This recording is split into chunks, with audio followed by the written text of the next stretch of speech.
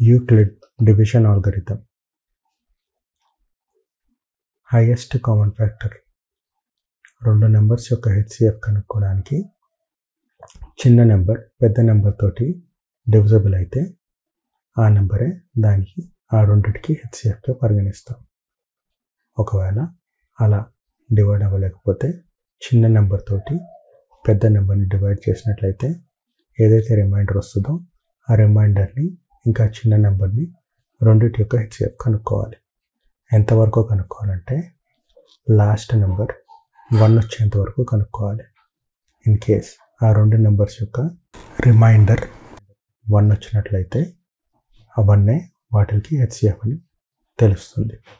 వాటిని coprime numbers అంటారు. అలా 1 రాకుండా ఇంకేదైనా నెంబర్ వచ్చినట్లయితే ఆ రిమైండర్ని హెచ్సిఎఫ్ అని అనుకుంటాం.